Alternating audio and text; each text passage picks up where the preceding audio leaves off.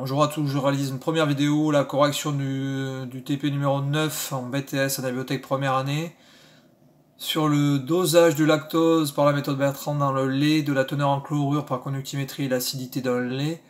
Donc ici vous avez l'énoncé, à droite vous avez la correction, c'est sur mon écran d'ordinateur, je filme avec un téléphone portable de qualité moyenne. Donc j'espère que vous serez indulgent avec moi, la qualité n'est pas terrible. Bon, on fait comme on peut. Alors je vais faire plusieurs petites vidéos concernant ce TP numéro 9. Donc tout d'abord la détermination de la teneur en lactose dans le lait par la méthode Bertrand. Donc nous avons d'abord une première étape dans laquelle il s'agissait de faire une défécation du lait. Donc la défécation du lait consiste en faire précipiter les protéines en ajoutant des réactifs et à les éliminer du milieu réactionnel par simple filtration. Pourquoi éliminer les protéines du milieu réactionnel? Donc là on justifie l'étape, il faut toujours justifier cette étape-là, ça n'a pas toujours été très bien fait dans les comptes rendus que vous m'avez rendus. Donc les protéines peuvent par la suite interférer dans la suite de l'analyse, donc on va les éliminer du milieu réactionnel. Donc par filtration, on doit récupérer un filtrat qui est limpide. Voilà, c'est ce qu'on appelle une étape préanalytique. La méthode de Bertrand n'a pas encore démarré. On fait une préparation de l'échantillon. L'échantillon ici, c'est le lait, en éliminant les protéines. Deuxième étape, donc oui, vous devez rajouter, vous avez une correction en format PDF que je vous ai envoyé, vous avez une correction sans les ajouts manuscrits. Donc je vous demanderai, après avoir regardé ces vidéos, de les rajouter, comme ça vous permettra de bien intégrer tout ça. Deuxième étape, donc nous avons fait réagir un volume précis de filtrat, 10 ml de filtrat du lait, avec un excès de liqueur de filling, et nous avons porté à ébullition exactement pendant 3 minutes. On y reviendra de pourquoi exactement 3 minutes. Puis nous avons incliné l'Erlenmeyer de cette façon-là. Le précipité a bien sédimenté au fond et il est protégé par un surnageant, la solution liquide qui le protège d'une oxydation, l'oxydation de l'air. Alors en rentrant plus dans le détail, en fait l'air contient du dioxygène qui peut oxyder le Cu2O solide qui est l'oxyde de cuivre. Si cela se produit, cela diminuerait la quantité de solide et donc ça fausse l'analyse par la suite. Donc ça c'est la deuxième étape. Troisième étape, donc il s'agit d'éliminer l'excès de liqueur de filling par une filtration sous vide. Alors ce n'est pas exactement le même montage que vous avez fait vous, parce qu'ici il n'y a pas de fiole de garde. Bon, on imagine que enfin, les montages sont très proches entre les deux. Nous avons dans tous les cas ici un robinet d'eau, donc l'eau coule dans l'évier. Ici donc une trompe à vide qui provoque une aspiration d'air dans le système et donc va provoquer la filtration rapide. Nous avons au-dessus l'Erlenmeyer qui contient donc l'excès de liqueur de filling et le précipité Cu2O. On fait très attention à ce qu'il ne soit pas en contact de l'air. On veut éliminer l'excès de liqueur de filling car celle-ci peut également interférer dans la suite du dosage. Je ne l'ai pas dit tout à l'heure, mais interférer, c'est le bon terme à utiliser. Voilà, le vocabulaire doit être précis, donc là c'est le mot interférer. On rajoute ici de l'eau distillée préalablement bouillie et on remplace l'excès de liqueur de filling par cette eau distillée bouillie. Voilà, donc l'eau distillée a été bouillie pour éliminer le dioxygène dissous pour la même raison que tout à l'heure. Donc là, il n'y a pas de réaction chimique. Donc l'élimination de la liqueur de filling. Quatrième étape, on a rajouté donc des ions fer 3 en milieu acide, un excès, pour que tout le précipité réagisse. Voilà, il se forme des ions fer 2 que l'on dose ensuite par un dosage classique, burette et Erlen, avec une solution de permanganate de potassium à 0,02 mol par litre. Voilà, c'est très important parce que la table de Bertrand a été constituée avec cette concentration là en permanganate de potassium. Voilà, désolé pour le tremblement, on va essayer de faire mieux la prochaine fois. Cette première vidéo constituera un test, hein, on va dire ça. Voilà. Donc suite de la correction, Donc la question d'après, donc là on nous demandait le principe de la méthode de Bertrand, qu'il faut connaître, c'est une méthode très particulière. Donc nous avons dans un premier temps oxydation du lactose avec un excès d'ion cuivre 2 en milieu basique, contenu dans la liqueur de Feeling. Il se forme un précipité CU2O. Alors cette réaction elle est non stoichiométrique. Elle est non stoichiométrique. Donc ça sert à rien de l'équilibrer. Et de toute façon les réactifs ne réagissent pas dans les proportions avec lesquelles on pourrait équilibrer la réaction. Voilà, ça on l'avait jamais vu au lycée. Donc ceci empêche de remonter comme d'habitude avec les quantités de matière, donc on ne pourra pas faire comme ça ici, il faudra passer par la table de Bertrand qui permet de faire la correspondance entre la quantité de cuivre et la quantité de lactose de départ, parce que la réaction, celle-ci, la première, est non stoichiométrique. Ensuite, oxydation de la totalité, donc on l'a déjà dit, du précipité CU2O par les ions Fer3 milieu acide. La présence des ions H+, témoin du milieu acide. Ensuite, oxydation des ions Fer2 formés toujours en milieu acide par le permanganate de potassium. Ce sont toutes des réactions d'oxydoréduction, toutes les trois. Ensuite, donc j'ai pris la valeur d'un volume moyen qu'on avait trouvé une année en TP par cette méthode-là sur le lait. Voilà, sur le même lait. Donc 10,09 ml. Donc c'est une valeur que vous avez tous trouvée aux alentours des 10 ml.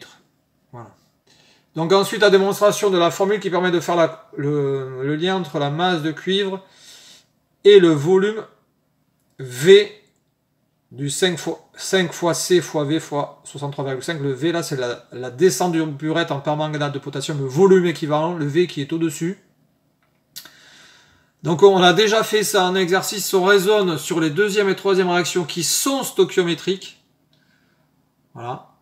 Donc je ne vais pas beaucoup plus détailler, vous avez toute la correction là ici. Donc je passe à la page d'après. Voilà. La seule chose auquel il faut faire attention, ce sont les unités. Voilà, bon, ça tremble un peu. Donc les unités, donc masse de cuivre en milligrammes, fois 6,35 fois V en millilitres. On avait déjà vu cette petite difficulté dans la correction de l'exercice, je n'y reviens pas. Ensuite, la question d'après, il fallait trouver la concentration massique en lactose monohydraté dans le lait, parce que dans le lait, il y a de l'eau, donc le lactose est hydraté, et ici, il est monohydraté, une seule molécule d'eau pour une molécule de lactose, pardon. Voilà, donc je vous ai bien mis point par point la démarche à suivre. Donc là, si on regarde juste la démarche, on regarde les calculs un peu plus tard. Donc on calcule d'abord la masse de cuivre grâce à la formule précédente. Ensuite, avec la table de Bertrand qui nous fait la correspondance en utilisant une relation de proportionnalité, on trouve la masse de lactose anhydre, puis la masse de lactose monohydratée.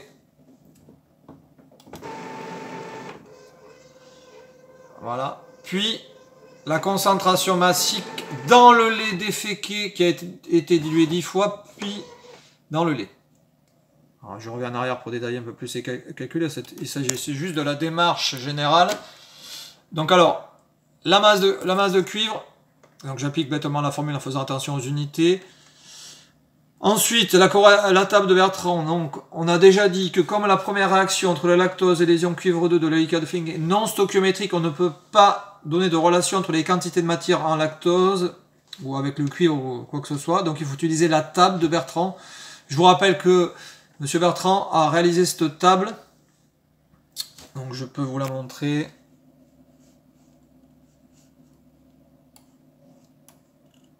La table de Bertrand. En fait, voilà, il a fait, quand vous avez là deux cases côte à côte, là, ça correspond à une expérience. Il a mis 4,4 mg il a mis 10 mg de lactose, puis il a fait son analyse et il s'est formé 14,4 mg de cuivre. Voilà, la relation n'est pas simple entre la masse de lactose anhydre et la masse de cuivre. Voilà, donc c'est une correspondance qui se fait par tableau.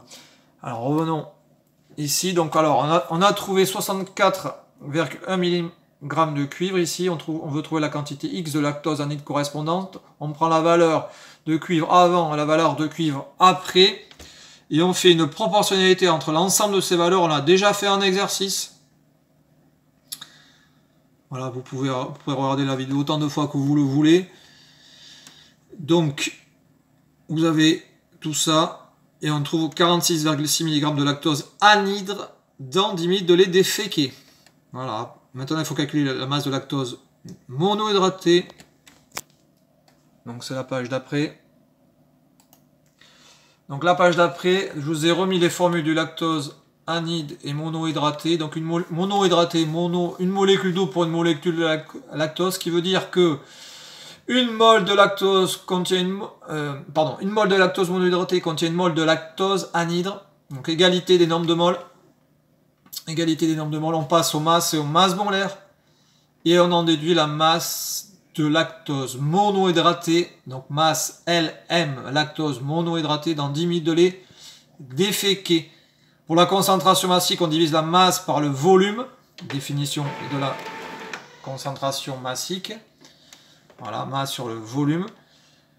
Donc des milligrammes par millilitre, ça équivaut à des grammes par litre. Je vous laisserai faire cette petite conversion en exercice.